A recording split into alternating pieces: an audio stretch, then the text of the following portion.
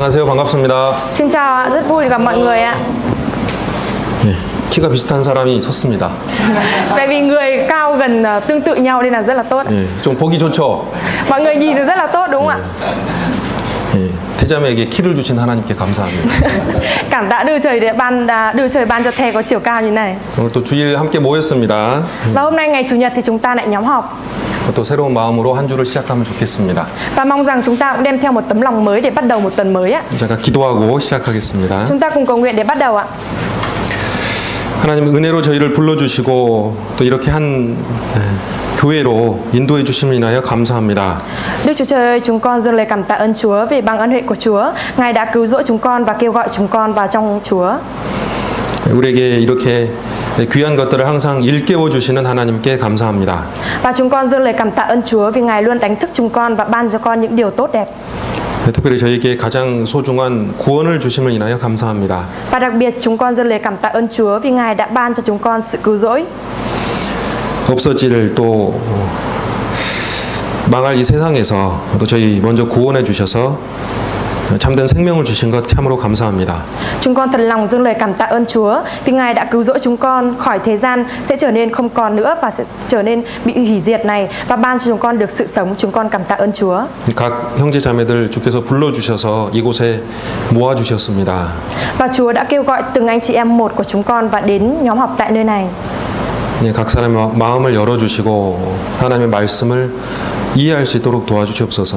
Vậy xin Chúa Ngài hãy mở tấm lòng của từng người và ban cho các anh chị em có sự hiểu biết về lời của Chúa. 그리하여서 하나님의 말씀이 우리 속에서 살아서 움직일 수 있도록 도와주시옵소서. Và nguyện xin Chúa Ngài giúp đỡ để lời của Chúa có thể ở trong tấm lòng của chúng con và làm cho chúng con được chuyển động. 어두운 세상에서 또 밝게 빛나는 빛의 역할을 할 수 있도록 주님 도와주시옵소서. Nguyện xin Chúa Ngài giúp đỡ để chúng con có thể làm được vai trò của mình, đó là chiếu sáng ở thế gian tối tăm này. 이 시간을 거룩하신 주님의 손에 부탁드립니다. Và thì giờ này chúng con chỉ giao phó nên cho Cha Thánh Khiết. 아직 오지 않은 성도들, 오고 있는 그 성도들의 발걸음 인도해 주시기를 원합니다. Và chúng con mong muốn rằng nếu như có các anh chị em đang trên đường đến đây, nguyện xin Chúa Ngài cũng gìn giữ bước chân của các anh chị em. 여러 이유로 또 이곳에 오지 못한 성도들 주께서 마음과 생활을 지켜주시옵소서. Và có nhiều lý do khác nhau mà có các anh chị em không đến được nơi này, nguyện xin Chúa Ngài luôn luôn gìn giữ tấm lòng của các anh chị em. 주님 이곳에 계셔서 특별히 여기 앉아 있는 영혼들 주님의 위로와 큰 힘을 얻을 수 있도록 도와주시옵소서.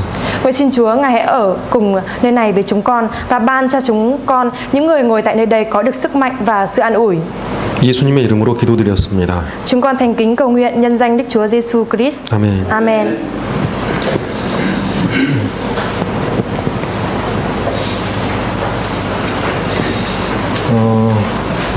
우리가 알다시피 이 세상은 날로 이제 어두워지고 하나님이 말씀하신 마지막 시대가 분명히 됐습니다.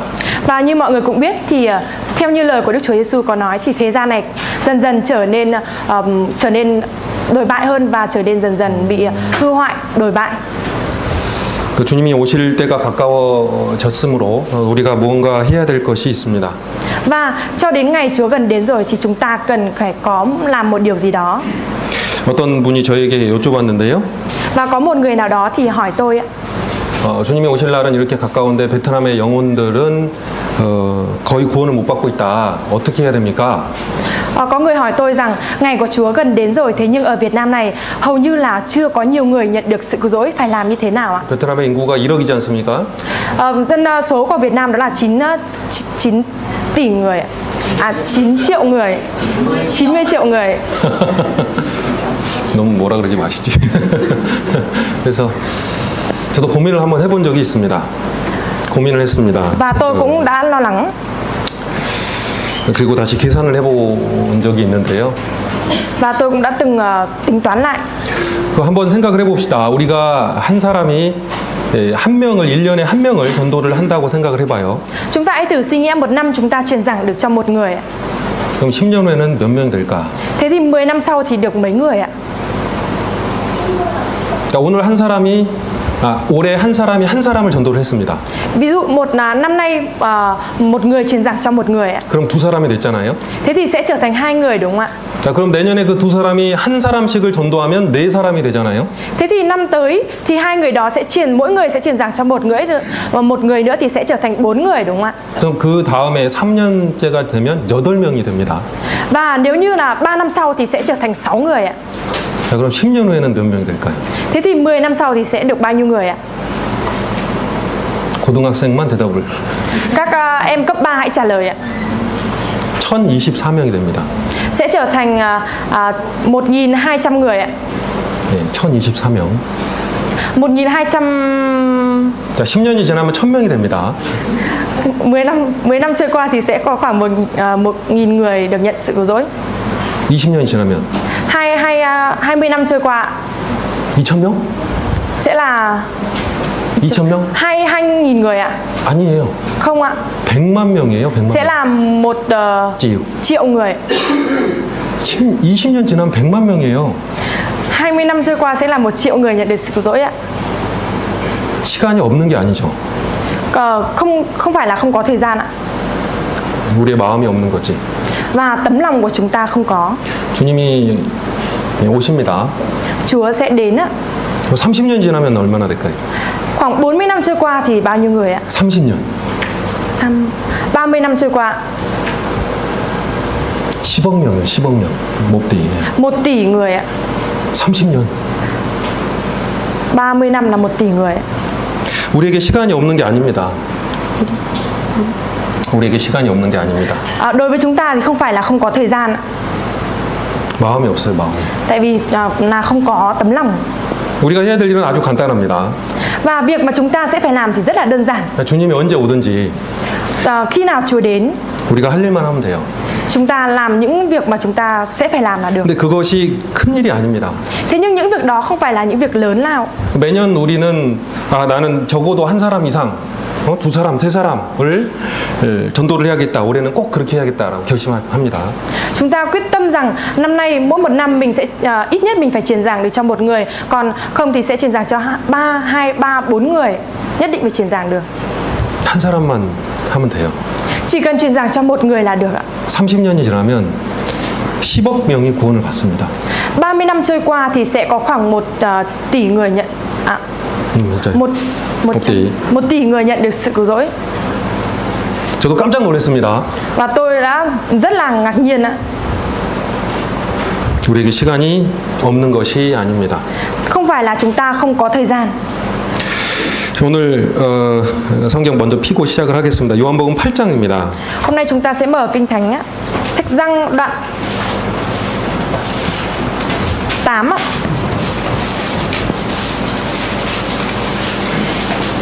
요한복음 8장 9절. Sách Giăng đoạn 8 câu 9 á.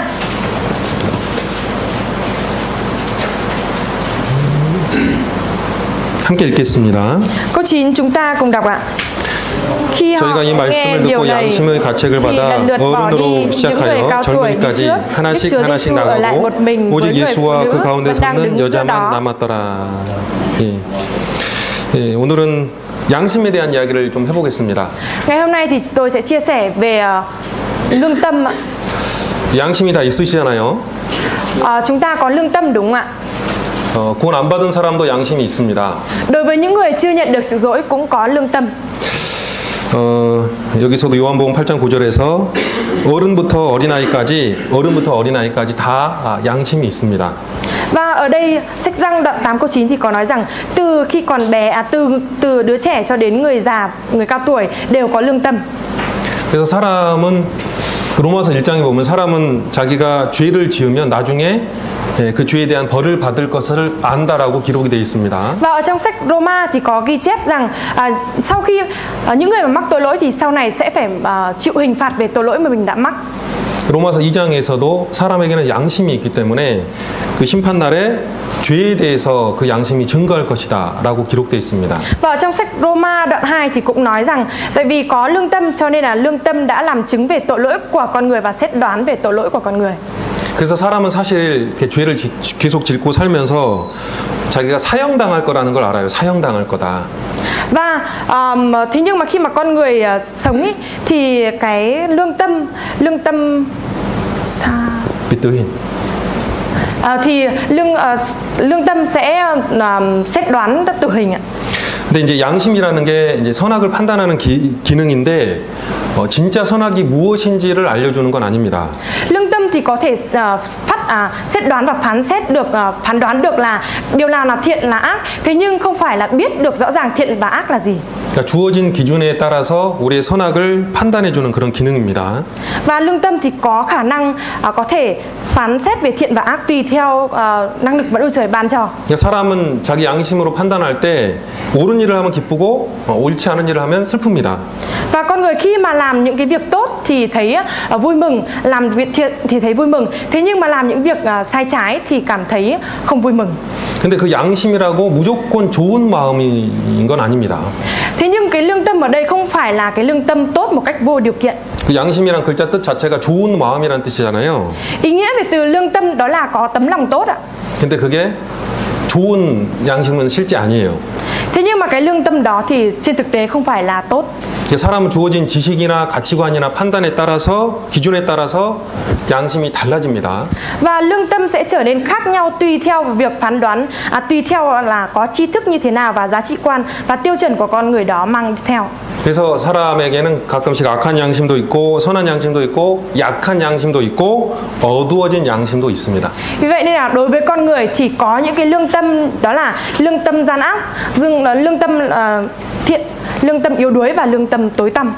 성경 로마서 1장을 찾아보겠습니다. Chúng ta tìm trong sách Roma đoạn 1. 로마서 1장 29절입니다. Sách Roma đoạn 1 câu 29 á. 로마서 1장 29절. Sách Roma đoạn 1 câu 29. 제가 29절부터 32절까지 먼저 읽겠습니다. Từ câu 29 đến câu 32 tôi đọc trước. 또한 저희가 마음에 하나님 두기를 싫어하며 하나님께서 저희를 그 상실한 마음대로 내어버려 두사 합당치 못한 일을 하게 하셨으니 Họ đầy dẫy mọi điều bất chính, gian ác, tham lam, hiểm độc, lòng đầy ganh tị, giết người, gây gổ, dối trá, nham hiểm. 29절입니다. Câu 29 á. 곧 모든 불의 추악 탐욕 악의가 가득한 자요 시기 살인 분쟁 사기 악독이 가득한 자요 수군수군하는 자요 수군수군하는 자요. 29절. Em đọc lại câu 29 ạ. Họ đầy dẫy mọi điều bất chính, gian ác, tham lam, hiểm độc, lòng đầy ganh tị, giết người, gây gổ, dối trá, nham hiểm. 30절입니다. 비방하는 자요 하나님을 미워하시는 자요 능욕하는 자요 고만한 자요 자랑하는 자요 악을 도모하는 자요 부모를 거역하는 자요. Câu 30 nói hành vu khống, thù ghét Đức Chúa Trời, sắc sược, kiêu ngạo, khoe khoang, chuyên làm điều ác, không vâng lời cha mẹ. 우매한 자요 배약하는 자요 무정한 자요 무자비한 자라. Dại dột, bội tín, không có tình người, không có lòng thương xót. 32절은 함께 읽겠습니다. Câu 32 chúng ta cùng đọc ạ. 저희가 이 같은 일을 행하는 자는 사형에 당하고 하나님의 정하심을 알고도 자기들만 행할 뿐 아니라 또한 그 일을 행하는 자를 옳다 하느니라. 하나님이 사형이라고 정한 이 죄들에 대해서 어떤 사람은 괜찮다 혹은 그래도 옳다 그런 죄를 지어도 좋다라고 하는 사람까지 생깁니다. Về những tội lỗi mà Đức Trời nói rằng sẽ đáng chết như thế thì cũng có những người suy nghĩ là không sao về những tội lỗi đó và thậm chí còn có cả người suy nghĩ đó là đúng đắn nữa, tội lỗi đó là đúng nữa. 왜 그럴까요? Tại sao lại như vậy ạ? 양심이 이렇게 삐뚤어졌기 때문입니다. Tại vì lương tâm đã bị bẻ ngược hoàn toàn. 자기 양심이 옳다라고 생각하기 때문입니다. Tại vì lương tâm của bản thân suy nghĩ rằng đó là đúng. 그리고 중세 시대에는 많은 사람들이 하나님을 믿었는데요.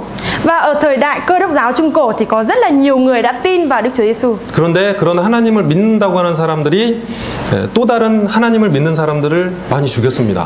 Thế nhưng mà những cái người này, những người tin vào Đức Chúa Trời đó thì lại giết những cái người tin vào Đức Chúa Trời. 그러면서도 그것이 옳다라고 생각을 했어요. Và họ cũng suy nghĩ rằng đó là cái việc giết như thế cũng là đúng đắn. 요한복음 16장도 보실까요? Chúng ta mở sách Giăng đoạn 16 á. 16장 1절입니다. Sách Giăng đoạn 16 câu 1 ạ. 요한복음 16장 1절과 2절입니다. Sách Giăng đoạn 16 câu 1 câu 2.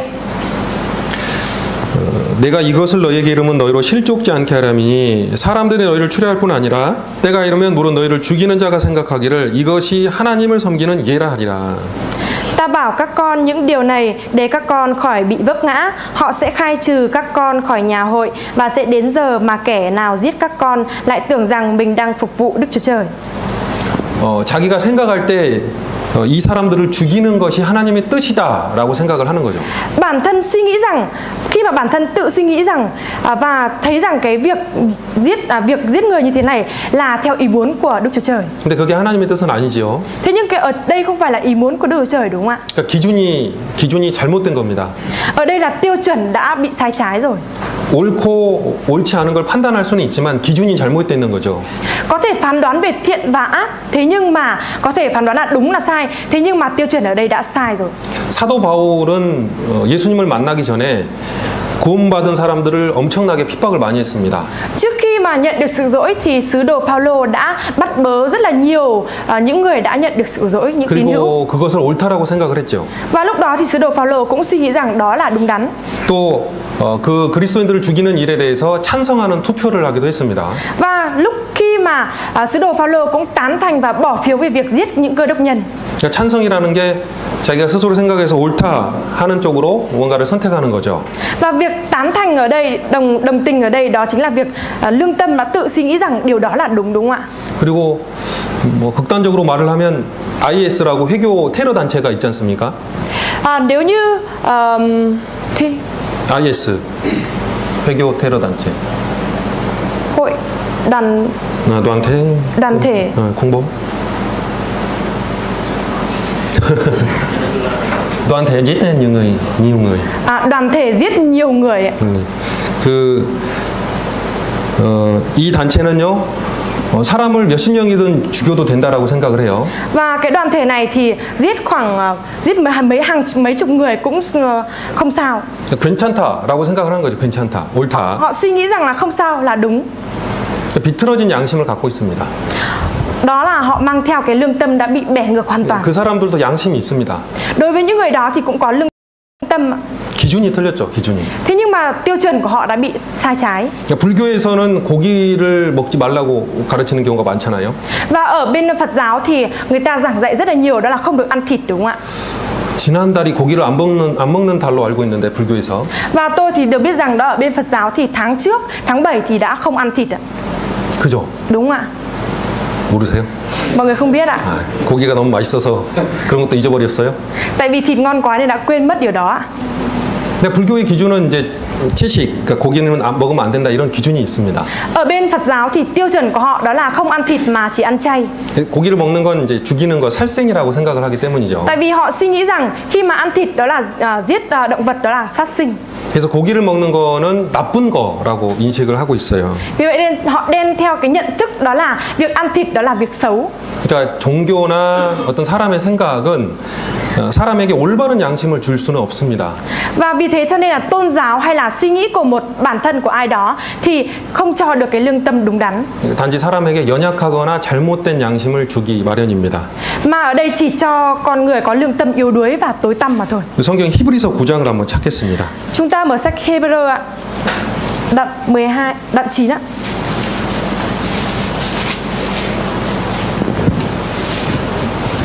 Sách Hebrew đoạn 9 ạ. 9장 9절입니다. Đoạn 9 câu 9 ạ.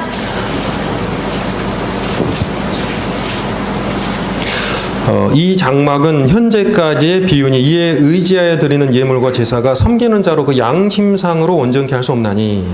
Điều này biểu tượng cho thời hiện tại. Theo đó các lễ vật và sinh tế được dâng không có khả năng làm cho lương tâm của người thờ phượng toàn hảo được. 양심적으로 바꿀 수가 없어요. Ở đây không thể thay đổi được cái theo về phía mặt lương tâm.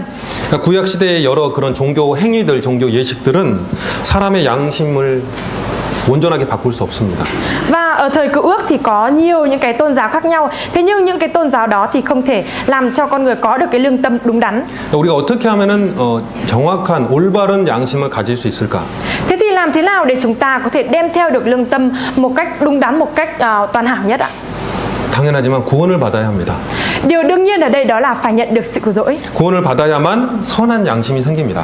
Chỉ khi phải nhận được sự cứu rỗi thì mới có thể đón nhận được lương tâm trong sáng. 양심은 모든 사람이 있는 게 사실이지만 구원받을 때 그 양심이 선하게 되고 선한 양심이 생기는 겁니다. Và đối với con người thì điều đương nhiên là ai cũng có lương tâm. Thế nhưng chỉ khi nhận được sự cứu rỗi thì con người mới có thể có được lương tâm trong sáng và thiện lành. 10장 22절입니다. Chúng ta mở đoạn 10 câu 22. 10장 22절. Đoạn 10 câu 22. 19절부터 제가 읽어볼게요. 19절. Từ câu 19 tôi đọc. 그러므로 형제들아 우리가 예수의 피를 힘입어 성소에 들어갈 담력을 얻었나니. Vậy thưa anh em, vì chúng ta nhờ huyết Đức Chúa Giêsu được dạn dĩ vào nơi chí thánh. 22절입니다. Câu 22 ạ. 우리가 마음에 뿌림을 받아 양심의 악을 깨닫고 몸을 맑은 물로 씻었으니 참 마음과 온전한 믿음으로 하나님께 나아가자. Nên chúng ta hãy lấy lòng chân thật với niềm tin vững chắc, lòng được tẩy sạch khỏi lương tâm ác, thân thể rửa bằng nước tinh khiết mà đến gần Chúa. 19절에 피가 있잖아요. 피. Và ở câu 19 thì có nói về huyết đúng không ạ? 예수님의 피로 인해서 우리가 변화가 되죠. Nhờ huyết của Đức Chúa Giêsu mà chúng ta được biến hóa. 그리고 그 피의 효과가 22절에 기록이 되어 있습니다. Và cái hiệu quả của huyết đó thì có ở câu 22. 마음의 뿌림을 받아 양심의 악을 깨닫는다. Đó là tẩy sạch tấm lòng khỏi lương tâm gian ác. 그래서 예수님의 피 뿌림을 통해서 양심의 악이 깨달아지는 겁니다. Và thông qua nhờ huyết của Đức Chúa Giêsu mà lương tâm được trở nên tẩy sạch, được trong sáng. 그래서 구원받은 사람의 가장 큰 특징은 선한 양심입니다. Vì vậy nên đặc trưng tiêu biểu nhất đối với những người nhận được sự dỗi đó là có lương tâm thiện ác, lương tâm trong sáng. 그냥 양심이 아니고 선한 양심입니다. Không phải là chỉ là lương tâm thôi mà là lương tâm thiện ác, lương tâm trong sáng. 성경 베드로 전서입니다. Chúng ta mở sách Phi-e-rơ nhất ạ. 3장 21절입니다. Đoạn 3. 3장 21절입니다. Sách Phi-e-rơ nhất đoạn 3 câu 21. 신약 성경 380조. Sách Tân Ước 294 ạ. 3장 21절 함께 읽겠습니다. Đoạn 3 câu 21 chúng ta cùng đọc. 물은 예수 그리스도의 구원하심으로 말미암아 이제 너희를 구원하는 편이고 세례라. 육체의 더러운 것을 제하여 버림이 아니요 오직 선한 양심이 하나님을 향하여 찾아가는 것이라. từ một lương tâm trong sáng qua sự sống lại của Đức Chúa Giêsu Christ. 선한 양심 하면은 그 양심이 선하라는 뜻이 아닙니다. Lương tâm thiện ác, lương tâm trong sáng ở đây không phải nói là lương tâm đó là lương tâm thiện. 선한 양심이라는 건 여기서 선한 기준을 갖는 양심이라는 뜻입니다. Và lương tâm trong sáng, lương tâm thiện lành ở đây có ý nghĩa là lương tâm mang theo tiêu chuẩn trong sáng thiện lành. 그러니까 선한 분은 하나님밖에 없잖아요. Và đấng thiện lành thì chỉ có một mình Đức Chúa Trời thôi. 그러니까 선한 양심이란 하나님이 말씀하신 절대적인 선을 기준으로 하는 그런 양심을 말하는 거예요. Vì vậy cho nên lương tâm trong sáng, lương tâm thiện lành ở đây đó là nói về lương tâm theo tiêu chuẩn của thiện lành của Đức Chúa Trời. 그러니까 그 선한 양심이라는 건 결국 구원받은 사람이 하나님 쪽으로 향하게 만들어주는 양심입니다. Và cái lương tâm trong sáng, lương tâm thiện lành ở đây làm cho con người, những người đã nhận được sự dỗi có tấm lòng hướng đến Đức Chúa Trời. 그러니까 구원을 받고 침례를 받은 사람은 양심의 기준 자체가 하나님 쪽으로 향해 있어요. Vì vậy nên những người mà đã nhận được sự cứu rỗi và đón nhận được báp têm thì có lương tâm hướng đến Đức Chúa Trời. 그러니까 구원받은 사람의 선한 양심은 하나님 쪽은 맞고 그렇지 않은 쪽은 틀리다 이렇게 생각을 하게 만드는 겁니다. Và lương tâm trong sáng thì làm cho con người hướng đến Đức Chúa Trời, và nếu như điều nào là sai trái thì sẽ giúp cho mình nhận biết được. 다시 말씀드릴까요? Tôi sẽ nói lại. 하나님 쪽은 맞고 하나님이 아닌 쪽은 틀리다라는 생각을 갖게 만들어요. Lương tâm thiện thì làm cho con người đến điều tốt, đến với Đức Chúa Trời. Thế nhưng mà điều không tốt thì ngăn chặn. 그러니까 양심, 선한 양심은 사람이 만든 그런 많은 기준들이 있어도 하나님을 향하게 만드는 거예요, 무조건. Và lương tâm thì làm cho con người hướng đến nhiều việc khác nhau. Thế nhưng cái điều ở đây đặc biệt ở đây đó là làm cho con người có tấm lòng hướng đến Đức Chúa Trời một cách vô điều kiện. 여기서 방금 21절 읽었는데 여기 정확히 기록이 되어 있잖아요. Và vừa giờ chúng ta đọc ở câu 21 thì có ghi chép một cách chi tiết. 그 선한 양심이라는 게 하나님을 향한 선한 양심입니다. Lương tâm trong sáng, lương tâm thiện lành ở đây là lương tâm hướng đến Đức Chúa Trời. 그래서 그 선한 양심은 구원받은 사람이 계속 하나님을 향하게 만들어요. 계속 가게 만들어요, 하나님 쪽으로. Vì vậy cho nên lương tâm trong sáng này sẽ liên tục làm cho con người hướng đến Đức Chúa Trời. 그리고 그리스도인에게 선한 양심이 생기면 하나님을 섬기는 것이 맞다라는 생각을 하게 만듭니다. Và lương tâm trong sáng, lương tâm thiện lành này cũng làm cho con người suy nghĩ việc thờ phượng Đức Chúa Trời là đúng đắn. 성경 히브리서 9장입니다. Chúng ta mở sách Hebrew đoạn 9 á. Sách Hebrew đoạn 9 á. 히브리서 9장 14절입니다. Câu 14 á. 히브리서 9장 14절. Đoạn 9 câu 14 á. 하물며 영원하신 성령으로 말미암아 흠없는 자기를 하나님께 드린 그리스도의 피가 어찌 너희 양심으로 죽은 행실에서 깨끗하게 하고 살아계신 하나님을 섬기게 못하겠느뇨. Thì huống chi huyết của đấng Christ là đấng nhờ Thánh Linh đời đời dâng chính mình không tì vết cho Đức Chúa Trời sẽ tẩy sạch lương tâm anh em khỏi công việc chết để phục vụ Đức Chúa Trời hằng sống bội phần hơn là dường nào. 여기서 예수님의 피의 역할이 나오죠. Và ở đây có nói về vai trò về huyết của Đức Chúa Giêsu. 예수님의 피는 무엇을 하느냐? Và huyết của Đức Chúa Giêsu thì có thể làm được gì ạ? 사람의 양심을 깨끗하게 해서 하나님을 섬기게 만든다. Huyết của Đức Chúa Giêsu làm cho con người có làm sạch lương tâm của con người và cho con người thờ phượng Chúa. 그럼 여기서 양심의 기능이 뭡니까? Thế thì ở đây khả năng của lương tâm là gì ạ? 양심의 역할이 뭡니까? Vai trò của lương tâm là gì ạ? 구원받은 후에 바뀐 양심의 기준이 뭡니까? Và tiêu chuẩn của lương tâm đã được thay đổi sau khi nhận sự dỗi là gì ạ? 양심이 깨끗하게 되면 살아계신 하나님을 섬기는 것이 당연한 선이다라는 걸 알게 되는 거예요. Nếu như lương tâm đã được tẩy sạch thì việc thờ phượng Đức Chúa Trời là việc suy nghĩ rằng là việc đương nhiên và là việc đúng đắn. 모든 사람의 양심의 기준은 부모님을 섬기는 게 마땅하다잖아요. Và đối với lương tâm của tất cả mọi người, tiêu chuẩn của lương tâm đó chính là việc hiếu thảo với bố mẹ là đúng đắn. 부모에게 효도하는 건 당연한 겁니다. Việc hiếu thảo với bố mẹ là đúng đắn. 그런 것처럼 하나님을 섬기는 것이 당연한 거예요. Cũng giống như thế thì việc thờ phượng Đức Chúa Trời, phục vụ Đức Chúa Trời là việc đương nhiên. 왜 당연하다는 말을 드리죠, 저희가? Tại sao lại chúng ta lại nói rằng đó là việc đúng đắn việc đúng đắn ạ? 양심이 있기 때문입니다. Tại vì có lương tâm ạ. 구원 안 받은 사람은 부모를 공경해야 된다는 양심이 있습니다. Đối với những người chưa nhận được sự cứu rỗi thì họ có lương tâm, đó là việc hiếu thảo bố mẹ là đúng đắn. 성경은 사실입니다. Và Kinh Thánh là sự thật ạ. 구원받은 사람에게 선한 양심은 하나님을 섬기는 게 마땅하고 당연한 거예요. Đối với những lương tâm của những người đã nhận được sự dỗi, lương tâm trong sáng của họ thì việc thờ phượng Chúa, phục vụ Chúa là việc đúng đắn. 그러니까 내가 하나님을 제대로 섬기지 못하면 슬퍼해야 정상인 겁니다.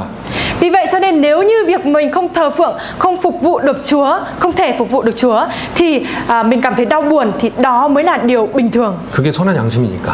Và đó chính là lương tâm trong sáng, lương tâm thiện lành. 단순히 우리가 도덕적인 죄를 지었다고 슬퍼하는 게 아니라 하나님을 섬기게까지 하는 것이 바로 선한 양심의 기준입니다. Và tiêu chuẩn của chúng ta đó chính tiêu chuẩn của lương tâm đó chính là hướng đến Đức Chúa Trời.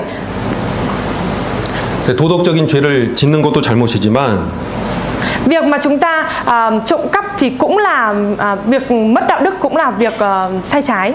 하나님을 섬기지 않는 게 잘못이다라는 걸 알게 만들어요. Thế nhưng lương tâm trong sáng làm cho chúng ta biết được rằng việc không thờ phượng Chúa là việc sai trái. 바울은 이렇게 말을 했습니다. Sứ đồ Phaolô thì đã nói như thế này ạ. 내가 오늘까지 내 양심을 따라서 하나님을 섬겼다. Ngày hôm nay tôi sẽ đi theo lương tâm của tôi mà nói về Đức Chúa Trời. 오늘날까지 나는 계속 양심을 따라 하나님을 섬겼다. Cho đến ngày hôm nay tôi sẽ đi theo lương tâm của mình để phục vụ Đức Chúa Trời. 내가 청결한 이 선한 양심으로 계속해서 조상적부터 섬겼던 그 하나님을 나도 섬기고 있다. Và lương tâm liên tục phục vụ và thờ phượng Chúa thì tôi cũng sẽ đi theo và liên tục phục vụ thờ phượng Chúa. 바울에게 있는 양심은 바울이 하나님을 섬기는 것이 마땅하다라고 이야기를 해줬습니다. Và lương tâm của sứ đồ Phaolô đã nói rằng việc thờ phượng phục vụ Chúa là việc đúng đắn. 그리고 하나님을 섬기는 방법이 뭔지, 무엇이 선한 방법인지를 알려주었습니다. Và lương tâm cũng đã cho sứ đồ Phaolô biết được rằng việc thờ phượng Chúa như thế nào là việc đúng đắn. 그 전에는 자기 양심을 따라서 구원받은 사람들을 핍박을 했습니다. Và trước khi mà nhận sự cứu rỗi thì sứ đồ Phaolô, lương tâm đã cho sứ đồ Phaolô mà biết là việc phản đối, bắt bớ những cơ đốc nhân. 그런데 구원받은 다음에 이 양심이 바뀐 겁니다. Thế nhưng sau khi nhận được sự cứu rỗi thì lương tâm đã được thay đổi. 그 사도 바울의 양심은 예수님을 통해 하나님을 섬기는 것이 맞다라는 걸 알려줬습니다. Và lương tâm đã giúp cho sứ đồ Phaolô biết được rằng thông qua Đức Chúa Giêsu mà việc thờ phượng Đức Chúa Trời là việc đúng đắn.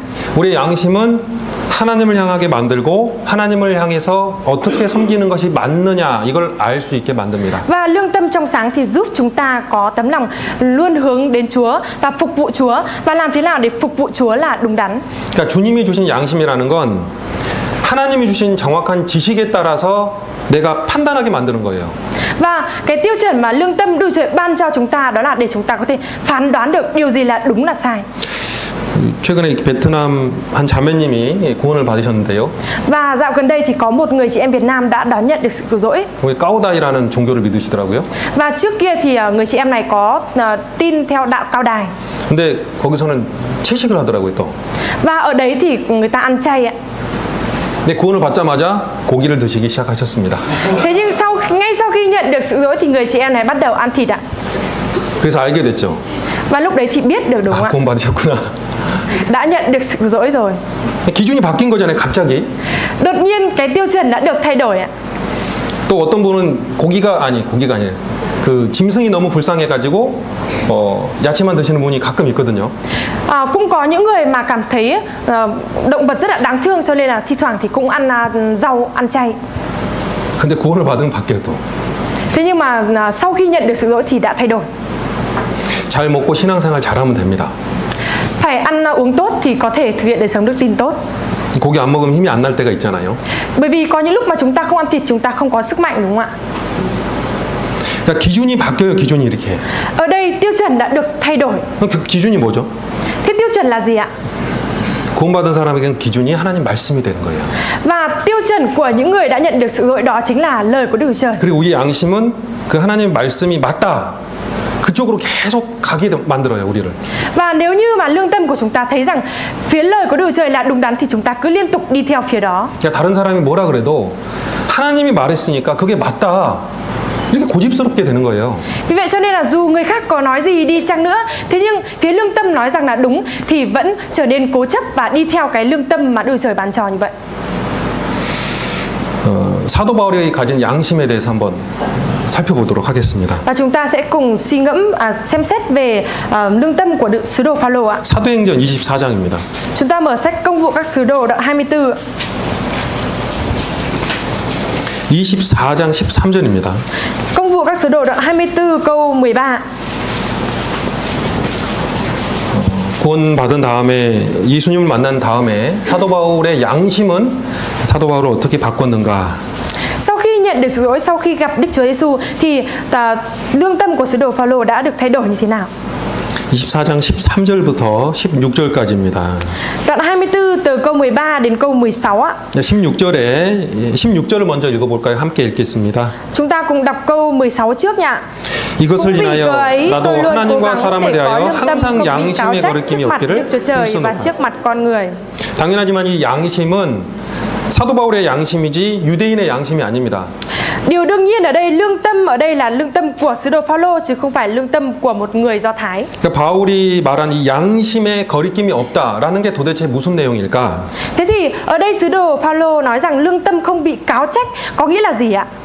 그러니까 바울이 도대체 어떤 것을 양심에 대해서 옳다라고 판단을 하고 있는가?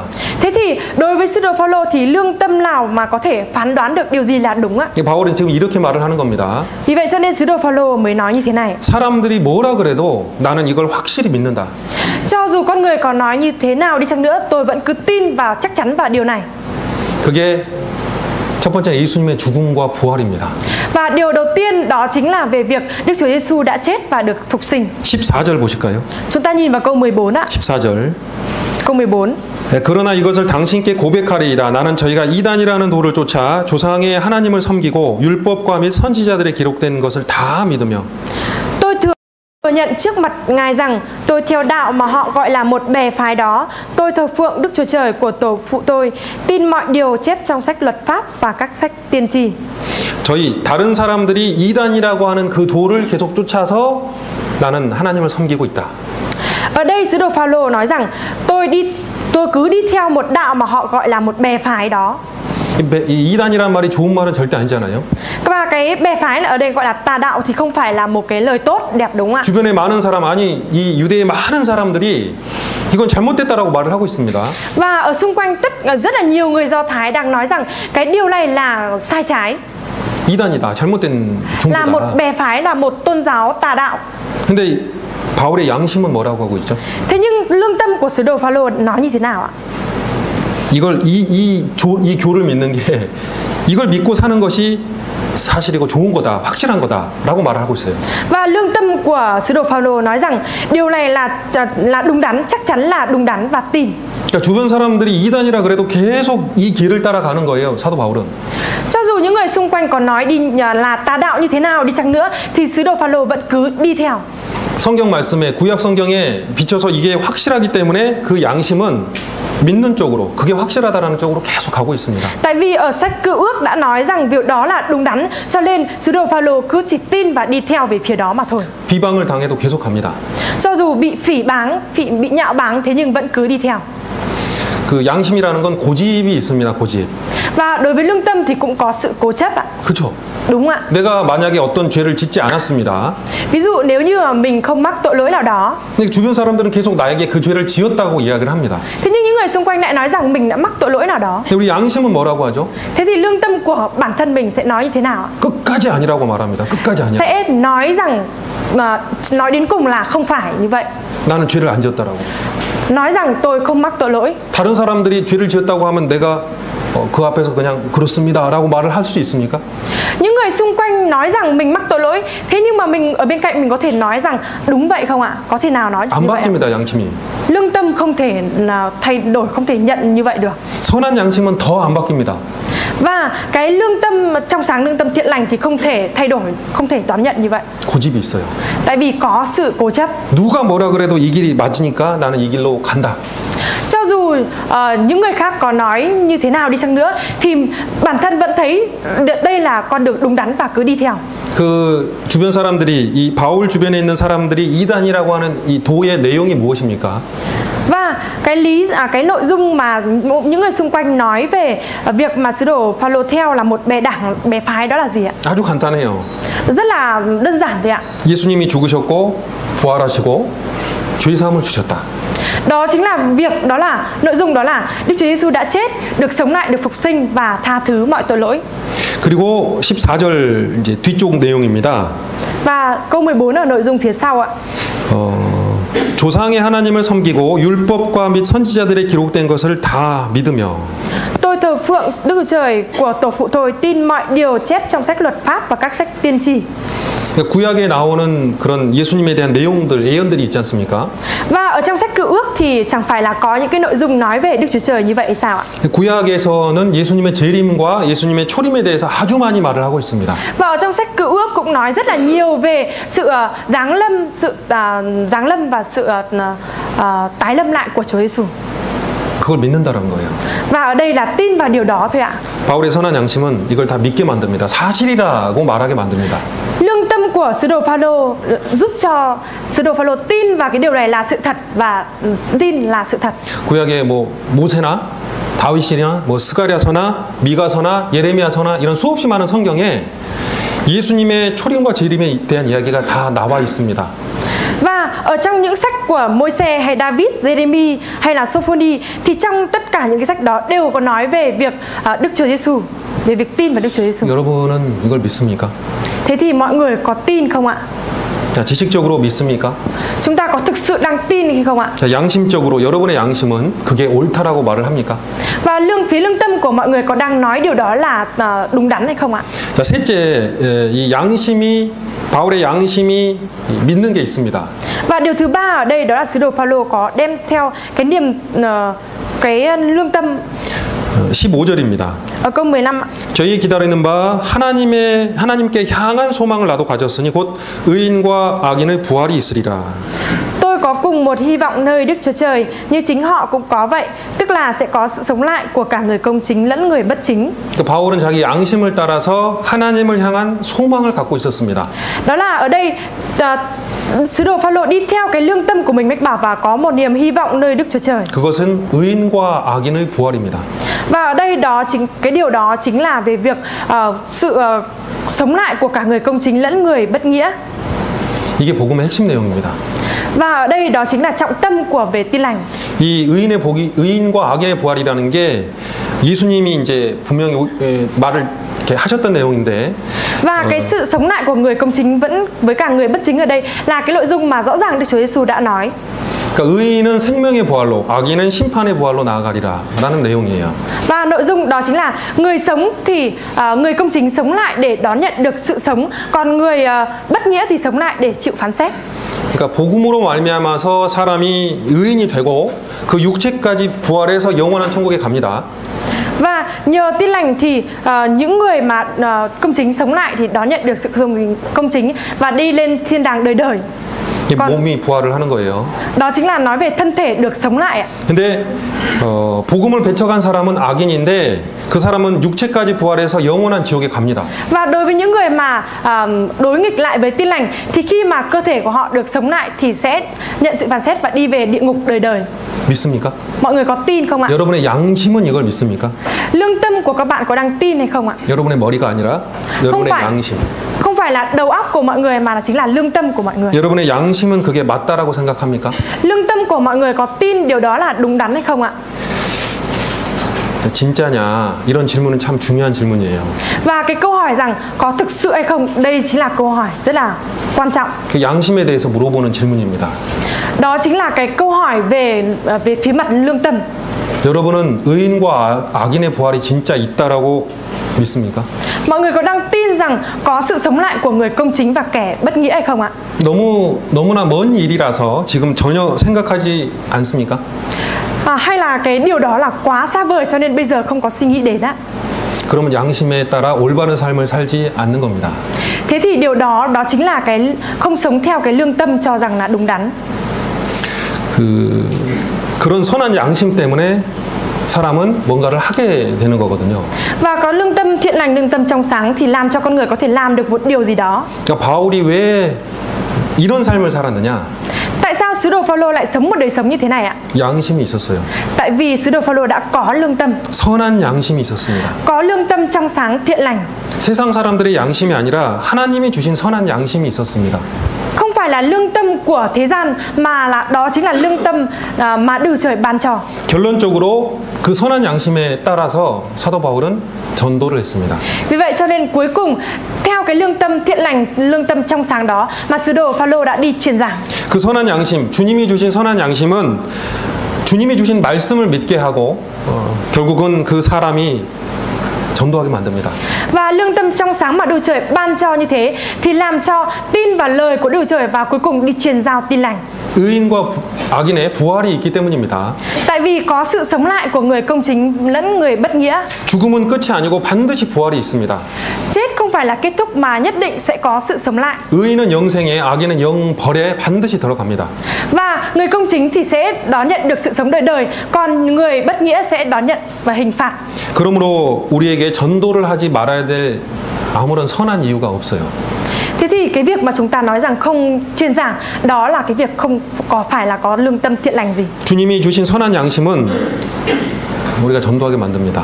Và lương tâm thiện lành, lương tâm trong sáng mà Chúa ban cho chúng ta, làm cho chúng ta đi truyền giảng. 전도할 마음이 없는 양심은 주님이 주신 선한 양심이 아닙니다. Nếu như không có tấm lòng muốn truyền giảng thì cái lương tâm đó không phải là lương tâm thiện lành mà Đức Chúa ban cho. 로마서 9장을 보겠습니다. Chúng ta mở sách Roma. 로마서 9장 1절입니다. Sách Roma đoạn 9 câu 1 ạ. 네, 로마서 9장 1절입니다. Sách Roma đoạn 9 câu 1 ạ.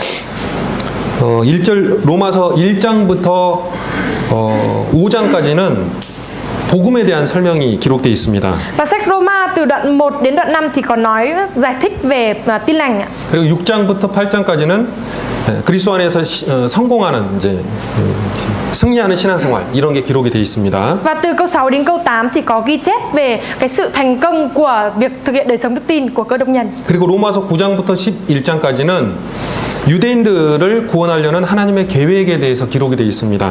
Và từ câu 9 đến câu 11 thì có nói về kế hoạch của những cơ đốc nhân người Do Thái ạ. 바울은 유대인이었습니다. Và sứ đồ Phaolô chính là người Do Thái ạ. 유대인들은 서로를 정말 형제 자매라고 생각을 했어요. Và những người Do Thái thì thực sự suy nghĩ rằng là các anh em của nhau. 진짜 형제 자매라고 서로 생각을 했습니다. Và họ đã suy nghĩ rằng thực sự là anh em của nhau. 바울에게 유대인들은 소중한 사람들이었습니다. Và sứ đồ Phaolô thì đã rất là quý trọng những người Do Thái. 왜냐하면 자기 가족과 같은 사람들이었기 때문입니다. Tại vì họ có một cái vai trò giống như là người trong gia đình của mình. 그래서 그 사람들을 향한 마음이 있습니다. Vì vậy cho nên là sứ đồ Phaolô có cái tấm lòng hướng đến họ. 9장 1절입니다. 1절. Đoạn 9 câu 1 ạ. 1절 함께 1, 2절 함께 읽어볼까요? Đoạn 9 câu 1 câu 2 chúng ta cùng đọc nhé. 내가 그리스도 안에서 참말을 하고 거짓말을 하지 아니하노라. 내게 큰 근심이 있는 것과 마음에 그치지 않는 고통이 있는 것을 내 양심이 성령 안에서 나로 더불어 증거하노니. 양심이 있죠. Có lương tâm đúng không ạ? 사도 바울의 양심이 스스로 증거하고 있습니다. Và lương tâm của sứ đồ Phaolô cũng tự làm chứng ạ. 아프다. Rất là đau xót, đau đớn. 마음이 너무 아프다. Tấm lòng rất là đau đớn. 구원 안 받은 사람은 이런 양심이 있습니까? Đối với những người mà chưa nhận được sự dỗi thì có được cái lương tâm như thế này không ạ? 전혀 없어요. Hoàn toàn hầu như là không có. 구원받은 사람에게 있는 양심입니다. Ở đây cái lương tâm này chỉ có những người đã nhận được sự dỗi mới có được. 3절입니다. Câu 3.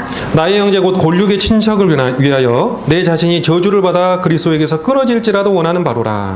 Vì tôi ước ao có thể chính mình bị nguyền rủa và dứt bỏ khỏi đấng Christ thay cho anh em là đồng bào của tôi. 바울이 1절에서 내가 거짓말이 아니라 진짜 내 마음, 진짜 내 사실을 말하는 거다라고 이야기하죠.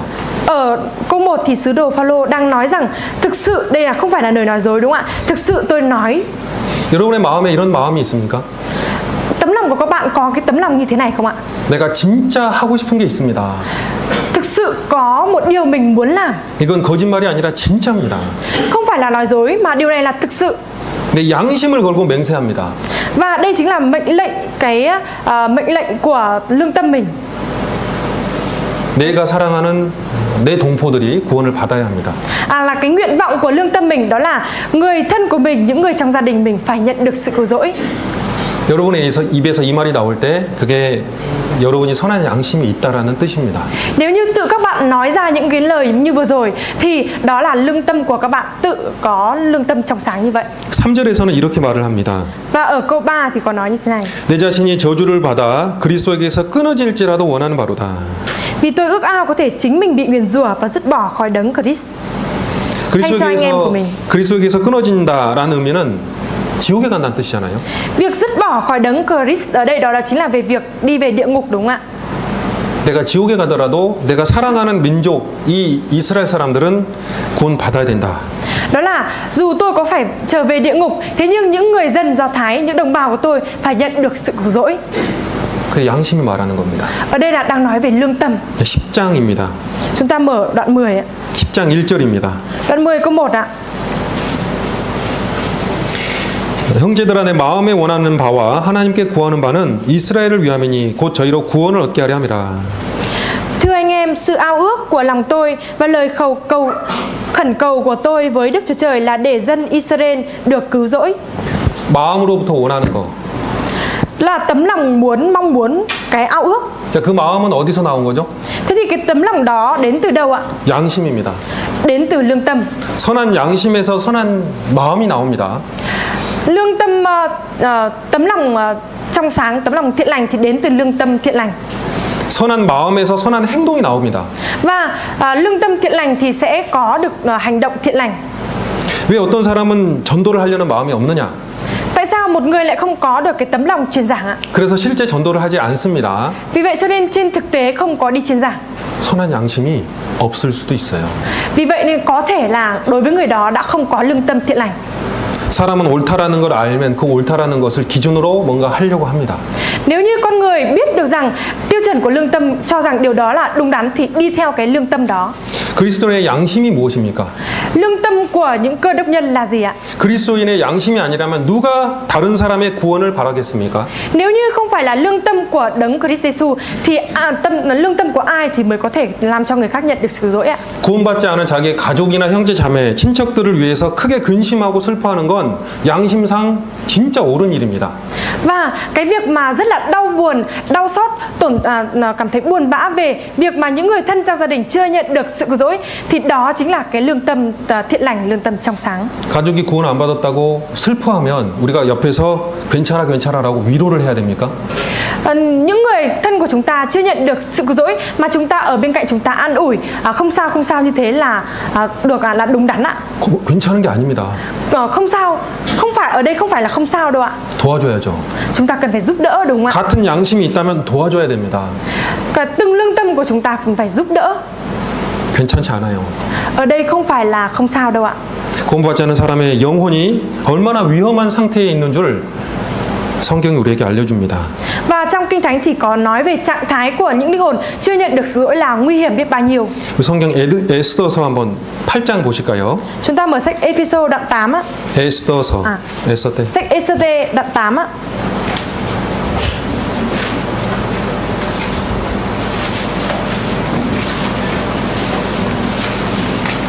에스더서 8장 6절입니다. Sách Ê-sơ-tê đoạn 8 758쪽입니다. trang 551 ạ. 758쪽 구약입니다. Sách Cựu Ước trang 551 đoạn 8 câu 6 á. 에스더 8장 6절입니다.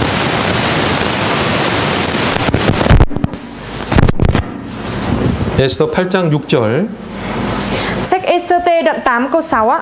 함께 읽어보겠습니다. Câu 6 chúng ta cùng đọc ạ. 내가 어찌 내 민족의 화당함을 참아보며 내 친척의 멸망함을 참아보리까. bị hủy diệt. 자, 에스더의 말을 우리는 양심상 당연히 맞다라고 생각을 할 겁니다. Và ở đây Ê-sơ-tê suy nghĩ rằng lương tâm của mình nghĩ rằng việc là đúng theo lương tâm của mình. 의사가 조금만 이제 노력을 하면 살릴 수 있는 사람이 죽었을 때 얼마나 안타까웁니까? Khi mà nếu như mà một người mà có thể cứu sống được mà lại chết thì cái bác sĩ đó cảm thấy hối hận biết bao nhiêu ạ. 소방수가 조금만 노력하면 사람을 살릴 수 있었는데 죽었다면 얼마나 슬퍼하고 괴로워하겠습니까? Và những người lính cứu hỏa thì có thể nỗ lực hơn một chút, có thể cứu sống được cái người đó, thế nhưng mà không được thì cảm thấy buồn và cảm thấy tiếc nuối biết bao nhiêu ạ. 구원받은 사람이 구원받지 않은 사람에 대해서 슬퍼하는 것이 당연하지 않습니까? Và việc mà những người nhận được sự dỗi cảm thấy đau buồn về những người mà chưa nhận được sự dỗi, điều đó chẳng phải là việc đương nhiên hay sao ạ? 그래서 그리스도인들은 같은 마음이 있습니다. Vì vậy nên là ở đây Ê-sơ-tê có được cái tấm lòng như vậy. 그리스도인들은 같은 마음이 있습니다. Và có giống với cái lương tâm của những cơ đốc nhân. 그리스도인의 양심, 선한 양심은 함께 울고 또 함께 힘을 합쳐야 된다라는 것이 맞다라고 말을 합니다. Và cùng với cái lương tâm của Đấng Christ Jesus và cái lương tâm đó cho biết được rằng điều nào là đúng đắn. 선한 양심은 당연하지만 선한 일로 이끕니다. Và lương tâm thiện lành thì điều đương nhiên ở đây là sẽ giúp cho làm theo cái việc là thiện lành. 성경 히브리서 13장입니다. Chúng ta mở sách 히브리서 13장입니다. Sách Hê-bơ-rơ đoạn 13.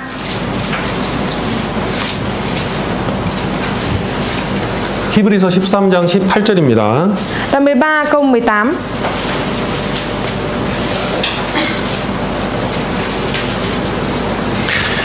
히브리서 13장 18절 함께 읽어보겠습니다. Đoạn 13 câu 18 chúng ta cùng đọc ạ. 우리를 Hãy cầu 위하여 nguyện cho chúng 기도하라. tôi, 우리가 vì chúng 모든 tôi biết 일에 chắc 선하게 mình có 행하려 lương tâm 함으로 tốt, muốn 우리에게 ăn ở 선한 chọn lành 양심이 trong 있는 mọi sự. 줄을 확신하노니. 자, 우리가 선한 일을 하려고 노력을 한다. 그 말은 선한 양심이 있다는 뜻입니다. Và chúng ta mong muốn làm những cái việc thiện lành thì điều đó có nghĩa là chúng ta có lương tâm thiện lành. 선한 양심의 증거가 뭐죠? Chứng cớ của lương tâm thiện lành là gì ạ? 선하게 살려고, 선한 일을 하려고 노력하는 거예요. Đó chính là muốn làm theo việc thiện lành, nỗ lực để làm theo việc thiện lành. 그런 증거가 없다면 어떻게 우리가 선한 양심이 있다라는 걸 증명할 수 있겠습니까? Nếu như không có được cái việc làm chứng như thế thì làm thế nào chúng ta có thể làm chứng được về lương tâm thiện lành ạ? 주님께서는 우리에게 성령을 통해서 주님이 말하는 선이 무엇인지 알게 하고 그 양심이 그 선에 따라 새로운 기준을 갖게 만듭니다. 네. 주님은 우리에게 성령을 통해 선이 무엇인지 알게 하십니다. Và Đức Trời cho chúng ta biết được lương tâm thiện lành là gì thông qua Đức Thánh Linh. 그리고 그 선한 것이 우리 양심의 기준이 됩니다. Và thông qua cái lương tâm thiện lành đó thì sẽ trở thành cái tiêu chuẩn của lương tâm chúng ta. 성경은 우리가 구원 받아야만 선한 일을 할 수 있다라고 기록합니다. Và trong sách Kinh Thánh thì có ghi chép rằng đó là chúng ta phải đón nhận được sự dỗi thì mới có thể có lương tâm thiện lành. 구원을 받아야만 선한 일을 할 수 있다. Và phải nhận được sự cứu rỗi thì mới có thể làm được việc thiện, việc lành. 에베소서 2장에서도 그렇게 이야기를 합니다. Và trong sách Epheso đoạn 2 cũng có ghi chép như vậy. 너희가 그 은혜를 인하여서 믿음으로 말미암아 구원을 받았다. Các anh em đã nhờ điều đó mà đón nhận được sự cứu rỗi. 선한 일을 하게 하려고 하나님이 부르신 것이다. Và Đức Trời đã kêu gọi anh em để làm những việc lành. 디도서 2장에도 그렇게 기록이 되어 있습니다. Và sách Tít thì cũng có ghi chép như vậy. 주님이 우리를 부르신 목적이 있다. Có mục đích mà Chúa kêu gọi chúng ta. 우리가 선한 일을 하게 하려고 하는 거다. Đó là để chúng ta làm các việc thiện lành. 구원받기 전에는 선한 일이 뭔지 전혀 모릅니다. Trước khi nhận được sự dỗi thì không biết được việc thiện lành là gì. 기껏해야 도덕적으로 착하게 사는 것이 선한 일이라고 생각을 합니다. Và lúc đó thì chỉ suy nghĩ rằng việc làm theo đúng như đạo đức là những việc thiện lành. 구원이라는 게 우리에게 선한 양심을 만드는 겁니다. Sự cứu rỗi làm cho lương tâm của chúng ta được trở lên thiện lành. 우리가 가끔 물어보지 않습니까? Và thỉnh thoảng thì chúng ta có hỏi 지옥이 진짜 있습니까? thực sự có địa ngục hay không ạ? 천국이 진짜 있습니까? Thực sự có thiên đàng hay không? 당신은 천국에 진짜 갈 수 있습니까? Và bạn có thể thực sự lên được thiên đàng hay không? 당신은 정말 지옥에서 벗어나셨습니까? Và bạn đã thực sự thoát khỏi địa ngục hay chưa? 왜 이런 질문을 자꾸 합니까? Tại sao lại thường xuyên hỏi những câu hỏi như thế này ạ? 왜요? Tại sao ạ? 그런 질문들이 우리가 진짜 선한 양심이 있는가를 알려주는 거예요. Và những cái câu hỏi đó chứng minh rằng thực sự có lương tâm thiện lành. 그게 맞다면 그것이 내 양심의 기준이 되기 시작합니다. Và nếu như suy nghĩ rằng điều đó là đúng đắn thì sẽ bắt đầu có được tiêu chuẩn của lương tâm. 그거는 작은 일이 아닙니다. Và việc đó không phải là việc nhỏ đâu ạ. 영원한 일이잖아요. Là việc lớn, là việc đời đời, đúng không ạ? 그렇기 때문에 작게 생각할 수가 없어요. Vì vậy cho nên là không thể nào mà vì vậy cho nên thường xuyên mới có suy nghĩ. 그러므로 구원받은 사람의 선한 양심은 진짜 선한 일을 하게 만드는 거예요. Vì vậy cho nên đối với những người nhận được sự dỗi sẽ làm cho có được lương tâm thiện lành và làm việc thiện lành. 어떤 사람은 그런 질문들에 대해서 이렇게 대답을 합니다. Và có những người nào đó thì trả lời những cái câu hỏi vừa giờ như thế này. 네, 저는 천국과 지옥이 있다고 믿습니다. Vâng, tôi tin có thiên đàng và địa ngục. 저는 영원한 지옥에 가지 않고 심판을 벗어났고 천국에 갈 수 있다라는 걸 믿습니다. Và tôi tin rằng tôi đã được thoát khỏi địa ngục đời đời và bây giờ có thể lên được thiên đàng đời đời. 저는 그거 알고 있습니다. Và tôi thì đang biết được điều đó. 그럴 때 다시 한번 질문을 해봅니다. Thế thì bây giờ hỏi lại một câu hỏi khác ạ. 정말 그런 것이 있는 것처럼 살고 있습니까? Thế thì thực sự có đang sống và tin điều đó là có thực sự hay không ạ? 지옥이 진짜 있고 천국이 진짜 있는 것처럼 살고 있습니까? Thực sự có đang sống và tin rằng thực sự có địa ngục và thiên đàng như vậy hay không ạ? 선한 양심이 있는 사람은 그런 말을 들을 때 네 라고 말을 하든지 아니면 굉장히 부끄러워합니다. Và nếu như mà những người mà đã nhận được sự dỗi và có cái lương tâm thiện lành thì sẽ trả lời là là vâng, là có, hoặc là sẽ cảm thấy rất là xấu hổ. 내가 복음을 전하지 않는데 그런 질문들에 대해서 대답을 한다면 정말 부끄러운 사람이죠. Và nếu như mà việc mà bản thân trong đời sống không có đi truyền giảng như thế mà trả lời câu hỏi đó là có, là đúng, thì thực sự rất là cảm thấy, nếu như có lương tâm thiện lành thì thực sự rất xấu hổ, đúng không ạ? 그게 선한 양심이 있다는 뜻이에요. Và điều đó chính là có lương tâm thiện lành. 그래서 구원받은 사람의 선한 양심은 우리를 어떻게 이끄느냐? Thế thì làm thế nào để chúng ta có được cái lương tâm thiện lành đó? 구원받은 사람의 선한 양심은 구원받기 전에 있었던 죄를 당연히 버리는 방향으로 우리를 이끕니다. Và lương tâm thiện lành thì làm cho chúng ta vứt bỏ được những cái tội lỗi mà trước khi nhận sự dỗi chúng ta mắc phải. 그리고 우리가 먹든지 마시든지 주님의 영광을 위해서 사는 것이 선한 것이라는 걸 알게 합니다. Và dù chúng ta ăn hay uống gì, hay là sống vì chúng ta đều sống vì vinh quang của Chúa, đó chính là việc thiện lành. 자, 성경에 고린도전서 10장에 그런 표현이 있습니다. Và ở trong sách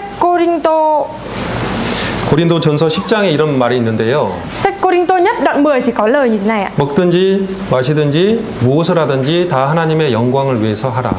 Đó là dù anh em dù ăn hay uống gì cũng sống vì vinh quang của Đức Chúa Trời. 동의하십니까? Có 동의. mọi người có đồng ý hay không ạ? 어떤 분이 그러더라고요. Và có người thì như thế này ạ. 어떤 사람이 이렇게 말을 하더라고요. Và có người thì nói như thế này ạ. 아이고 이건 불가능한 일이지. Cái điều này là việc bất khả năng mà. 이렇게 못 살지 사람이. Con người không thể nào sống được như thế này. 어떻게 먹든지 마시든지 뭐 하나님의 영광을 위해서 살아. Làm thế nào mà có thể ăn hay là uống gì cũng là sống vì vinh quang của Chúa được? 그 사람의 말은 선한 양심에 따른 말일까요? Thế thì người đó đang nói về theo cái lương tâm thiện lành của mình hay không ạ? 어떻게 생각하세요? Mọi người suy nghĩ như thế nào ạ? 선한 양심은 그렇게 못 살아도 그렇게 살고 싶은 마음을 주는 거예요. Lương tâm thiện lành là lương tâm là mặc dù không thể sống được như thế nhưng vẫn nỗ lực muốn làm theo để có thể sống được như vậy. 그렇게 살고 싶은 마음을 줘요. Cho cái tấm lòng muốn sống theo như vậy. 영생을 우리에게 주신 하나님 앞에서 우리가 길어봤자 100년도 못 sa는데. Và chúng ta thì đã đón nhận được sự sống đời của Đức Chúa Trời và không phải 100년. chúng ta thì không thể sống được khoảng 100 năm. 영생하고 100년은 비교가 가능한가요? Chúng ta có thể nào so sánh được với sự sống đời và 100 năm hay không ạ? 영생을 주신 하나님 앞에서 Trước mặt Đức Chúa Trời, 우리가 그렇게 말할 수 있을까요? trước mặt Đức Chúa Trời chúng ta có thể nào nói được như vậy hay không? 나는 이렇게 못 살아. Con không thể sống được như thế này. 먹든지 마시든지 주님의 영광을 위해서 난 못 살아. Con không thể nào sống được, đó là việc dù ăn hay uống gì cũng không thể nào sống được vì vinh quang của Chúa. 영생을 주셨는데.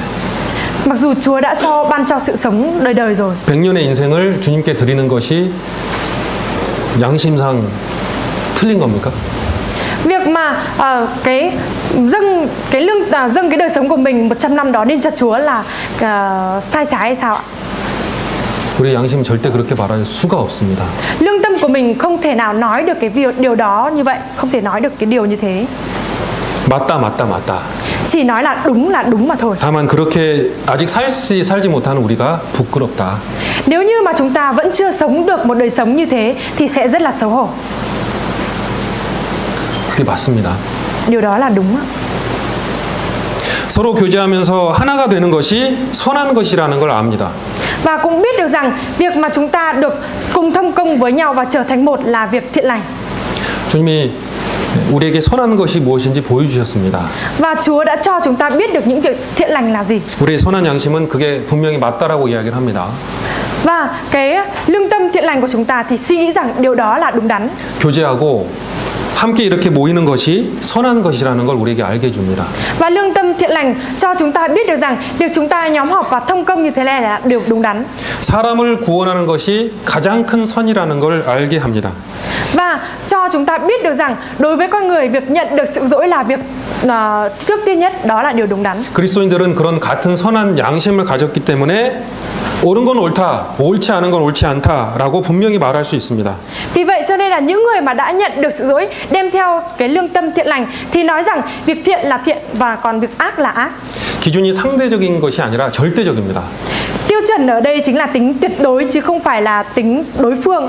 우리의 양심의 기준은 우리에게 있는 게 아닙니다. Và tiêu chuẩn lương tâm của chúng ta không phải là của chúng ta, 성경에 있습니다. mà là có ở Kinh Thánh 하나님에게 있습니다. và có ở Đức Chúa Trời. 성경 마태복음 5장을 보시겠습니다. Chúng ta mở sách Ma-thi-ơ đoạn 5. 마태복음 5장 37절입니다. Sách Ma-thi-ơ đoạn 5 câu 37.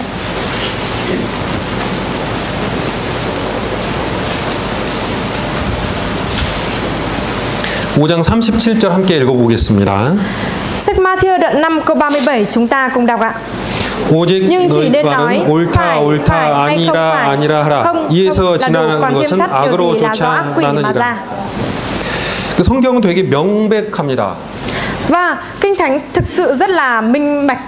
우리가 하나님의 선한 양심을 갖게 되면 명백한 하나님의 말씀이 내 삶의 기준이 됩니다.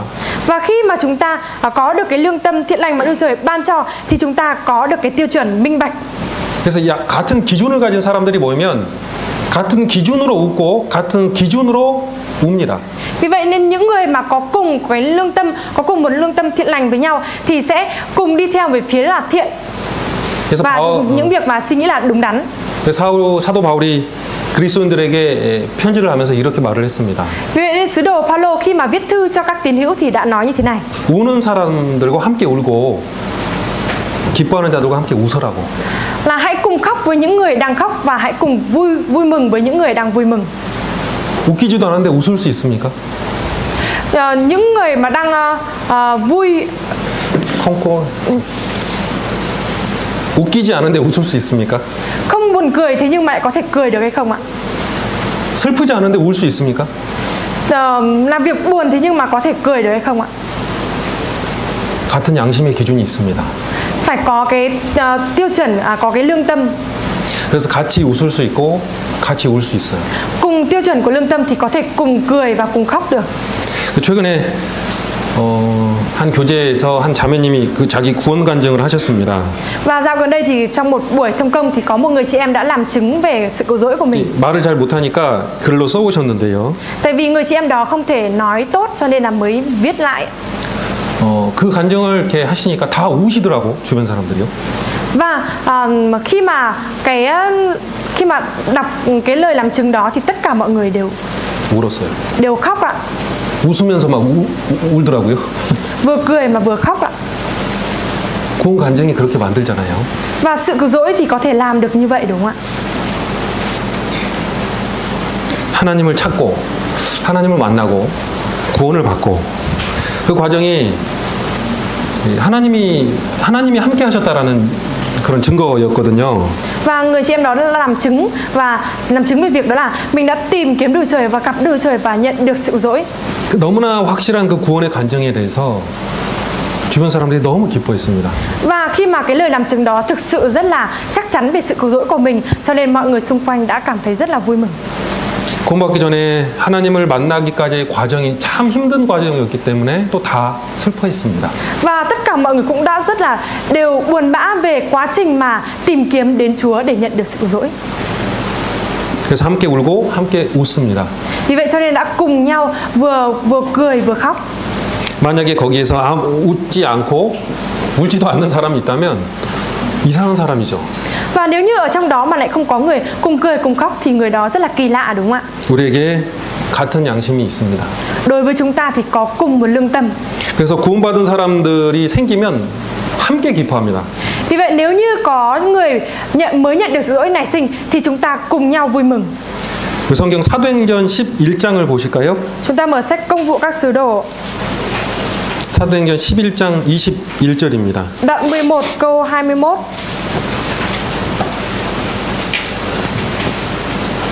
사도행전 11장 21절.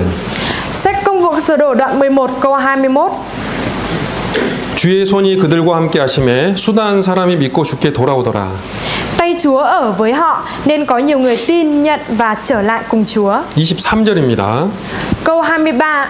저가 이르러 하나님의 은혜를 보고 기뻐하여. Khi đến nơi và thấy ân điển của Đức Trời thì ông vui mừng. 이 은혜, 하나님의 은혜라는 것은 안디옥에 있는 사람들이 구원을 받았다라는 겁니다.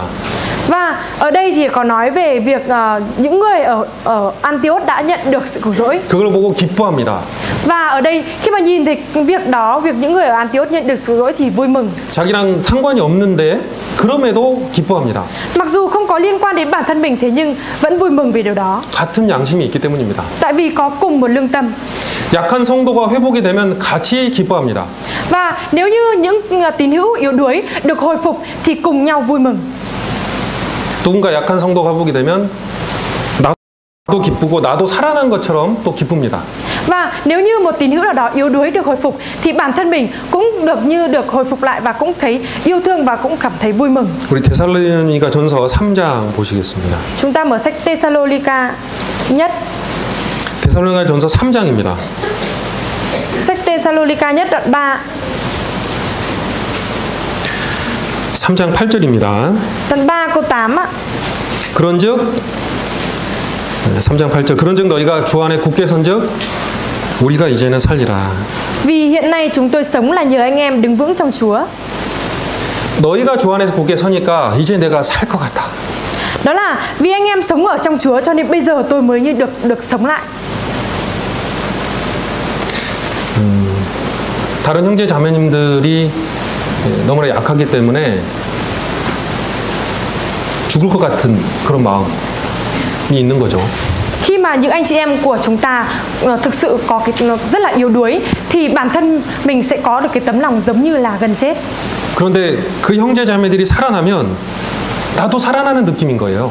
Thế nhưng mà khi mà những anh chị em yếu đuối đó được sống lại, được hồi phục lại thì bản thân mình cũng như được sống lại, như kiểu được sống. 구원받은 사람의 마음에 이 마음이 있어요. Đối với những người đã nhận được sự lỗi thì có cái tấm lòng như vậy. 9절 함께 읽어볼까요? Câu 9 chúng ta cùng đọc ạ. 우리가 làm sao 우리 하나님 chúng tôi 앞에서 có thể 너희를 đời để 인하여 cảm tạ 모든 Đức Chúa Trời 기쁨으로 về anh em, 기뻐하니 về tất cả 너희를 위하여 niềm vui 능히 mà qua 어떤 anh em chúng 감사함으로 tôi được 하나님께 trước mặt 보답받고 Đức Chúa Trời chúng ta. 그 기쁨 때문에 또 하나님의 그 은혜에 감사하고 보답하려는 마음이 또 생깁니다. Và khi mà có niềm vui về những điều đó thì nảy sinh được cái tấm lòng muốn báo đáp về ân huệ của Đức Chúa Trời. 또한 반대로 변하지 않는 성도들 때문에 여전히 약한 성도들 때문에 슬프고 울 수도 있죠. Và cũng có thể cảm thấy rất là đau buồn về tấm lòng cảm thấy đau buồn về những tín hữu mà không được trưởng thành, không được thay đổi, không được hồi phục. 바울은 에베소 교회에서 3년 반 동안을 가르쳤습니다. Sứ đồ Phaolô thì đã giảng dạy 3 năm rưỡi ở hội thánh Cô-đinh-tô. 그럼 에베소 교회. Ở hội thánh Epheso. 근데 바울은 3년 반 동안이나 그들을 향해서 울면서 가르쳤다라고 기록이 되어 있습니다. Thế nhưng mà ở trong sách Kinh Thánh thì có ghi chép về việc đó là sứ đồ Phaolô đã khóc vì những tín hữu không thay đổi đó. 3년 반 동안이나 울면서 가르쳤어요. 울면서. Trong vòng 3 năm đó vừa giảng dạy vừa khóc. 왜요? Tại sao ạ? 변하지 않으니까. Tại vì không có thay đổi. 변하면 마음이 기쁘고 변하면 너무나 마음이 슬프고 변하지 않으면 마음이 슬프고. Nếu như biến đổi thì cảm thấy vui mừng, thế nhưng không được biến đổi thì tấm lòng cảm thấy rất là đau buồn và khóc. 그게 잘못한 겁니까? Cái điều đó là sai ạ. 아이고 사도 바울 울 걸 울어야지 왜 그런 거 가지고 울어? Sứ đồ Phaolô khóc thì cứ khóc đi. 왜 그런 것 때문에 우냐? Tại sao lại phải khóc về điều đó? 우리는 그렇게 말할 수 없어요. Chúng ta thì không thể nào nói được như vậy. 우린 충분히 100% 동감합니다. Chúng ta đầy đủ 100% chúng ta có thể đồng cảm về điều đó. 그런 사람들에 대해서 슬픈데 하물며 영원한 지옥에 갈 사람들에 대해서 우리가 얼마나 슬프겠습니까? Đã rất là đau buồn về cái điều mà mọi người đã nhận được sự lỗi không thay đổi như thế. Còn việc mà những người chưa nhận được sự lỗi phải trở về địa ngục thì còn đau buồn biết bao nhiêu. 빌립보서 3장입니다. Chúng ta mở sách Philip đoạn 3. 빌립보서 3장 18절입니다. Sách Philip đoạn 3 câu 18 á. 함께 읽어볼까요? Chúng ta cùng đọc câu 18 á. 내가 여러 번 너에게 말하였거니와 이제도 눈물을 흘리며 말하노니 여러 사람들이 그리스도 십자가의 원수로 행하였느니라. 여러 사람들이 그리스도의 십자가의 원수로 행하고 있다. Có nhiều người đã sống như kẻ thù của thập tự giá đấng Christ. 이 말을 아무렇지도 않게 말할 수 있습니까? 아무런 느낌 없이 말할 수 있습니까? Chúng ta có thể nói một cái lời như thế này mà không có một cảm xúc gì hay không ạ? 이런 말은 눈물 없이는 할 수 없는 말입니다. Lời nói này là lời nói mà có thể rơi nước mắt. 선한 양심이 있다면 이런 말을 할 때 슬프지 않을 수가 없습니다. Nếu như có lương tâm thiện lành thì khi mà nói về điều này không thể là không buồn bã được. 다윗은 하나님께 징계를 받아서 막 태어난 자녀가 죽었습니다. 다윗은 하나님께 징계를 받아서 막 태어난 자녀가 죽었습니다. Và khi mà David bị Đức Trời trừng phạt thì con trai của David đã bị chết. 아시죠? Mọi người biết đúng không ạ? 그때 다윗은 울지 않았습니다. Và lúc đó thì David đã không khóc.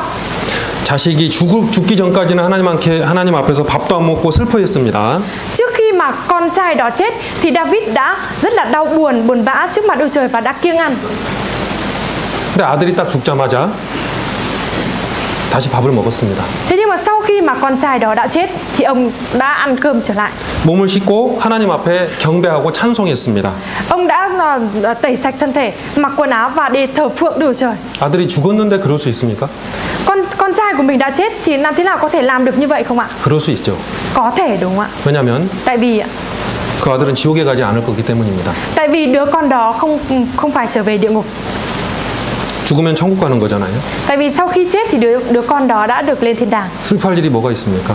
Thế thì việc buồn bã ở đây có điều gì là buồn bã? 하지만 그 다윗이 사랑하는 아들 압살롬이 죽었습니다. Thế nhưng cũng có một con trai của David là Absalom đã chết. 그가 죽자 다윗은 엄청나게 슬피 울었습니다. Và ngay sau khi đứa con Absalom đó chết thì David đã khóc rất là nhiều. 왜 그랬을까요? Tại sao lại như vậy ạ? 막 태어난 아들이 죽을 때는 울지 않았는데 다 성장한 압살롬이라는 아들이 죽었을 때는 정말 서럽게 울었습니다. Đứa con chưa được sinh ra chết, thế nhưng ông lại không thấy là đau buồn về điều đó. Thế nhưng Absalom ở đây khi mà chết thì ông lại cảm thấy đau buồn và khóc rất nhiều. 왜 그럴까요? Tại sao lại như vậy ạ? 영생을 알기 때문이죠. Tại vì biết được sự sống đời đời. 영벌을 알기 때문입니다.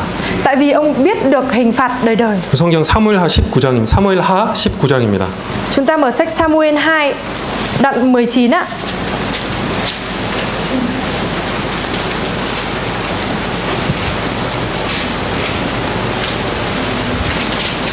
사무엘하 19장 1절입니다. 1절.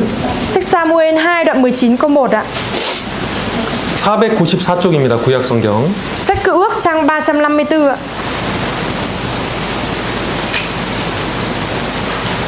19장 1절 혹이 요압에게 고하되 왕이 압살롬을 위하여 울며 슬퍼하시나이다 하니. Người ta báo cho Joab, kìa vua đang khóc than và thương tiếc Absalom. 4절은 함께 읽겠습니다. Câu 4 chúng ta cùng đọc ạ. 왕이 얼굴을 가리우고 큰 소리로 부르되 내 아들 압살롬아 압살롬아 내 아들아 내 아들아. 같은 부모, 여러 부모님들이 당연히 자녀를 위해서 슬퍼하고 또 기뻐하는 건 당연하잖아요. Và bố mẹ thì cũng nhiều lúc khóc vì con cái và cũng nhiều lúc vui mừng cười vì con cái đúng không ạ? Là việc đương nhiên đúng không ạ? 자녀가 죽을 때 부모가 우는 건 당연하죠.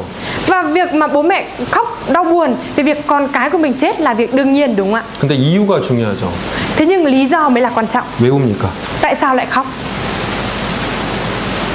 못 만나서 잠깐 못 만나서 슬픕니까? 아니면 자녀가 영원한 지옥에 가는 것 때문에 슬픕니까? Chỉ đau buồn về việc đó là không còn nữa hay là đau buồn về việc đó phải trở về địa ngục ạ? 뭐 때문에요? Vì điều gì ạ? 다윗은 알고 있었습니다. David đã biết được điều đó. 이건 너무나 슬픈 일이죠. Việc này là việc rất là đau buồn đúng không ạ? 다윗이 이렇게 우는 건 당연한 겁니다.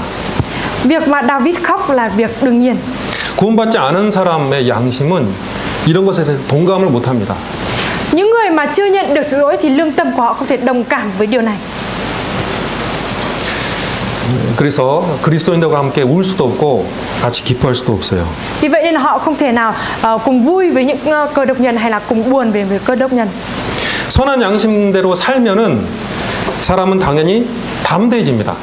Nếu như sống một đời sống theo lương tâm thiện lành thì con người có thể can đảm dạn dĩ được. 사람이 선한 하나님 편으로 갈 때, 선한 하나님 편에 설 때에 사람은 담대하기 때문입니다. Tại vì con người có thể được can đảm khi đi về phía Đức Chúa Trời và đứng ở phía Đức Chúa Trời. 성경 요한 1서입니다. Chúng ta mở sách Răng Nhất ạ. 요한 1서 3장입니다. Răng Nhất đoạn 3.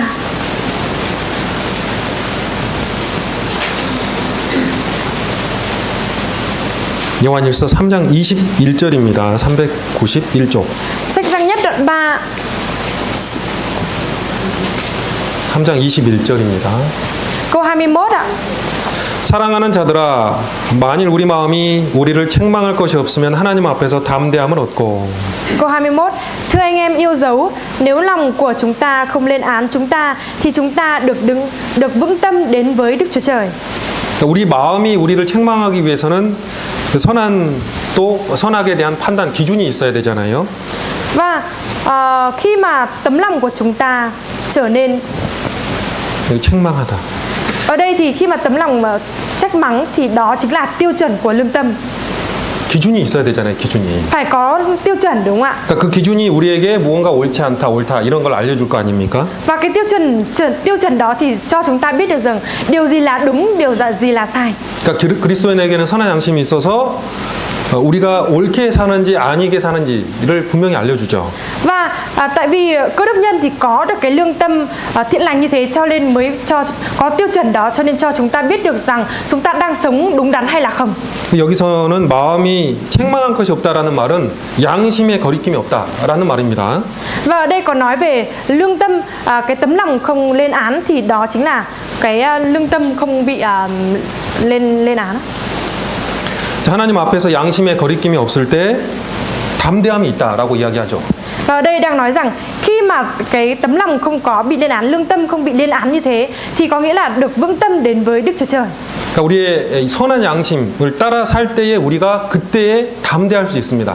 Khi mà chúng ta sống theo lương tâm thiện lành, theo cái tiêu chuẩn của lương tâm đó thì chúng ta có thể dạn dĩ can đảm được.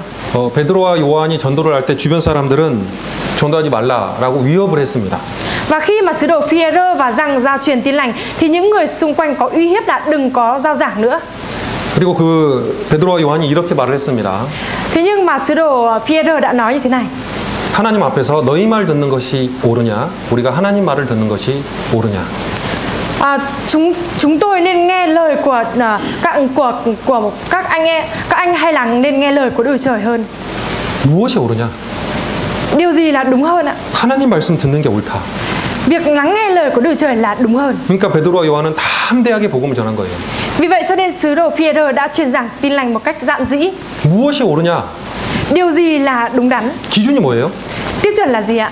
하나님이잖아요. Đó chính là Đức Chúa Trời. 하나님 앞에서 이것이 옳기 때문에 나는 담대하다 이거예요. Trước mặt Đức Chúa Trời điều này là đúng đắn cho nên tôi mới có thể dạn dĩ can đảm như vậy. 하나님이 옳다라고 하는 곳에 내가 서면은 하나님이 책임집니다. Nếu như nơi nào mà Đức Chúa Trời cho rằng đó là nơi đúng đắn thì mình đứng ở đấy, đứng ở cái nơi đó, Đức Chúa Trời sẽ có trách nhiệm cho chúng ta. 그런데 이 선한 양심이 삐뚤어질 때가 또 있어요. Thế nhưng có lương tâm cũng có những lúc lương tâm bị bẻ ngược hoàn toàn. 구원받은 선한 양심도 가끔은 기준이 달라질 때가 있습니다. Đối với những người đã nhận được sự dỗi, đôi lúc lương tâm cũng tiêu chuẩn của lương tâm cũng bị thay đổi. 기준이 멀어져 갈 때 cái tiêu chuẩn dần dần trở nên xa vời. 그 기준은 다시 세상적이 되게 됩니다. Và cái lương tâm đó, tiêu chuẩn đó dần dần trở thành cái tiêu chuẩn của thế gian. 세상 사람들을 계속 가까이 할 때 그 양심은 다시 옛날처럼 기준이 달라집니다.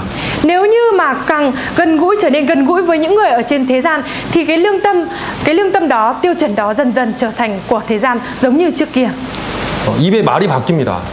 Và lời nói ở môi miệng cũng bị thay đổi. 성경은 맞다. Kinh Thánh là đúng đắn. 근데 우리는 그렇게 살 수 없다. Thế nhưng tôi không thể sống tiếp theo như vậy. 그건 선한 양심의 말이 아닙니다. Đấy không phải là lời nói của lương tâm thiện lành. 선한 양심은 그 하나님을 향해서 계속 찾아가는 양심이기 때문입니다. Tại vì lương tâm thiện lành là lương tâm luôn luôn tìm kiếm đến phía của Đức Chúa Trời. 성경이 맞기 때문에 나는 성경이 맞는 쪽으로 간다. Tại vì Kinh Thánh là đúng đắn cho nên tôi sẽ đi theo đi theo lời của Kinh Thánh. 그게 선한 양심을 가진 사람의 말입니다. Và lời nói đó có nghĩa là đó là những lời mà người có lương tâm thiện lành mang theo. 이런저런 수없이 많은 이유 때문에 나는 신앙생활을 못한다. 이건 선한 양심의 말이 아닙니다. Và lời nói rằng tại vì có nhiều những sự cám dỗ khác nhau, khổ nạn khác nhau mà tôi không thể thực hiện đời sống đức tin, thì lời nói đó chính là chứng tỏ là không có lương tâm thiện lành. 여러 이유 때문에 신앙생활을 못한다. 이건 선한 양심이 말하는 게 아닙니다. Do nhiều lý do khác nhau mà không thể thực hiện đời sống đức tin, đó không phải là lời của lương tâm thiện lành. 양심이 있는 사람은 그렇게 말하지 않습니다. Những người mà có lương tâm thiện lành thì không thể nói được như vậy. 주님은 분명히 신앙생활을 하려는 사람은 고난을 받는다라고 말씀하셨기 때문입니다. Tại vì Đức Chúa Trời đã nói rằng đối với những người mà nhận được sự dỗi có lương tâm thiện lành thì chắc chắn sẽ có khổ nạn. 선한 양심이 없는 사람은 이렇게 말을 합니다. Và những người mà không có lương tâm thiện lành thì nói như thế này: 우리가 꼭 모여야 하나? Chúng ta có phải nhất định cần phải nhóm họp hay không? 성경은 그렇게 말하고 있지만 우리가 꼭 모여야 하나? 이렇게 말을 합니다. Có những người nói như thế rằng nói như thế này, Kinh Thánh nói như thế nhưng có nhất thiết chúng ta cần phải nhóm họp hay không? 아니죠. Không phải, đúng không ạ? 선한 양심은 모이려고 애를 쓰라라고 이야기를 합니다. Mà lương tâm thiện lành nói rằng chúng ta hãy liên tục nhóm họp và thông công với nhau. 이 성경에는 그 양심이 변화된 사람의 이야기도 있습니다. Và trong sách Kinh Thánh thì cũng nói về những người có lương tâm bị thay đổi như vậy. 우리의 양심은 분명히 바뀔 수가 있습니다. Và lương tâm của chúng ta rõ ràng có thể bị thay đổi. 우리 양심은 더 강해질 수도 있고요, 약해질 수도 있습니다. Lương tâm của chúng ta có thể trở nên mạnh mẽ hơn và cũng có thể trở nên yếu ớt hơn. 어떻게 하면 강해진가? Làm thế nào để trở nên mạnh mẽ hơn ạ? 어떻게 하면 내 선한 양심이 강해질 수 있을까? Làm thế nào để cái lương tâm của mình được trở nên mạnh mẽ hơn ạ? 기준을 높이십시오. Mà cái tiêu chuẩn cần phải được nâng cao hơn. 어떤 기준으로요? Phải theo cái tiêu chuẩn nào ạ? 성경으로.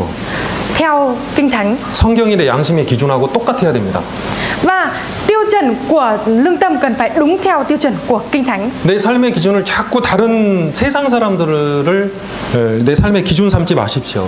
Chúng ta hãy đừng sống theo một đời sống với cái tiêu chuẩn của lương tâm của những người thế gian. 성경의 삶이, 성경의 사람들의 삶이 내 양심의 기준이 된다면 우리는 분명히 진보합니다. 앞으로 나아갈 수 있습니다. Nếu như mà chúng ta sống và có sống theo cái lương tâm thiện lành giống như những người có nói ở trong sách Kinh Thánh thì chúng ta có thể trở nên tốt hơn, trở nên tiến lên phía trước hơn. 성경의 사람들은 가상의 인물이 아닙니다. Những người được nói ở trong sách Kinh Thánh không phải là những người giả tưởng ạ. 성경에 있는 사람들은 진짜 사람들입니다. Những người ở trong sách Kinh Thánh không phải là những người giả tưởng mà nói ra, mà là những người thực sự đã tồn tại. 우리랑 똑같은 사람입니다. Và cũng là những người giống như chúng ta. 그들은 왜 그렇게 살았습니까? Thế nhưng những người đó tại sao lại sống một đời sống như vậy? 그들이 우리보다 더 큰 사랑을 받았습니까? Có phải là những người đó đã đón nhận được cái tình yêu thương lớn hơn chúng ta hay không 우리보다 ạ? 더 큰 구원을 받았습니까?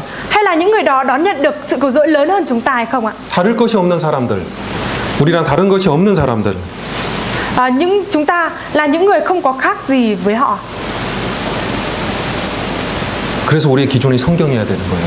Vì vậy cho nên tiêu chuẩn của chúng ta cần phải đi theo Kinh Thánh. 지금은 옛날보다 살기 좋아졌습니까? 살기 힘들어졌습니까?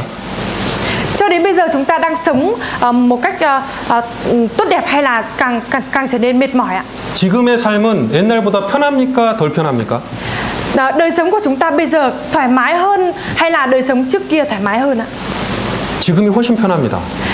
Đời sống bây giờ hoàn toàn thoải mái hơn. 그럼 사실 우리는 성경에 있는 사람보다 더 잘 살아야 돼요. Vì vậy cho nên chúng ta cũng cần phải sống một đời sống tốt hơn những người đã được ghi chép ở trong Kinh Thánh. 근데 오히려 반대가 되고 있다면 뭐가 심각하게 이상한 거 아닌가요? Thế nhưng mà chúng ta lại sống một đời sống hoàn toàn ngược lại như thế thì đây không phải là điều rất là nghiêm trọng hay sao? 오늘의 말씀이 여러분의 선한 양심을 조금이라도 일깨울 수 있으면 좋겠습니다. Và thông qua bài giảng ngày hôm nay mong rằng mọi người có thể có được cái lương tâm thiện lành đánh thức bản thân chúng ta. 잠깐 기도하고 마치겠습니다. Chúng ta cùng cầu nguyện để kết thúc ạ. 하나님 저희에게 또 하나님을 향한 선한 마음을 주셔서 감사합니다. Đức Chúa Trời ơi, chúng con dâng lời cảm tạ ơn Chúa vì Ngài đã ban cho chúng con có lương tâm thiện lành hướng đến Chúa. 우리가 참으로 연약하고 또 어리석지만 우리 하나님의 영원한 생명을 받았습니다.